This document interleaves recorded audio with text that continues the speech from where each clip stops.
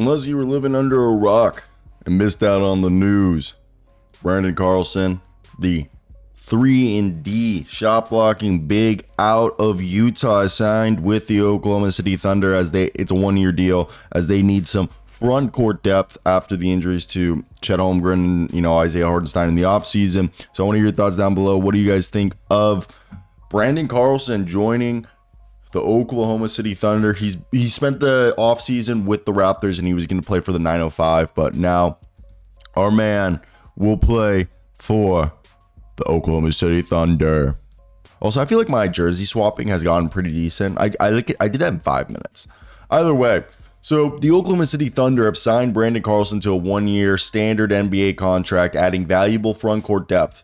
Represented by Priority Sports agent Ross Arroyo and Mark Barrowstein, Michael Scotto, my coworker, reported this morning that they had signed him.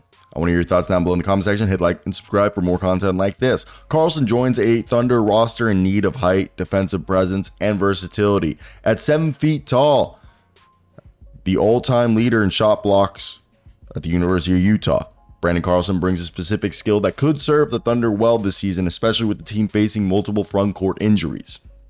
Carlson, who played 5 years at the University of Utah, developed into one of the premier big men in college basketball, finishing, as we've mentioned before, in the all-time leader in block shots for the Utes, but as well as both games played. Despite being 25 years old, which is older than the average NBA rookie, he enters the NBA with a skill set that has been honed over through the competitive seasons he played in the Pac-12. Last year, he earned all Pac-12 first-team honors, and he showed his versatility in scoring from the three-point line, where he shot nearly 5 attempts per game at 38%. Now, he's proven he could be a consistent outside shooter, and it's complemented by his pick and pop ability on those pick and rolls. And he's not that bad on the inside. How does he fit this Thunder team, though? Carson's primary strength lies in the combination of his size and shooting range, which allows him to stretch defenses and create space. In an era where NBA teams prioritize floor spacing, his three-point shooting is an asset. And like Mike Muscala the years before, I think he'll be particularly useful for the Thunder, who have already added strong interior playmakers like J-Dub and Shai Gilgeous-Alexander. Carlson's ability to score from beyond the arc is going to create more lanes for these players, space the floor, making the Thunder's offense even harder to defend. Additionally, by his shot blocking ability, he'll provide, I think, a defensive upside that a guy like Alex Reese wasn't. And Alex Reese just didn't work out. I think they just want him in the G a little longer. While Carlson offers height, shooting, there are limitations that that his game will need to be navigated. He's not an athlete. He's kind of struggles defensively in switch heavy schemes, especially against faster, more agile players. His grounded style of play, lower than average rebounding rate for a center. He was 6.6 rebounds at 7 foot tall in college. It also poses a question about his ability to consistently, control the boards. He's also a toothpick. His skill set is better suited as a specific stretch big rather than a traditional big who controls the paint.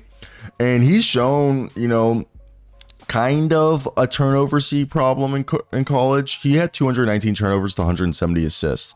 So basically, when passing out of the post or handling the ball in complex offensive sets, I think you just got to keep it really dumb for Carlson. For the Thunder, they're going to have to probably deploy him in lineups that play to his strengths, which means shooting in pick and pop rolls, then facilitating him in a pick and roll, and having him be a lob threat.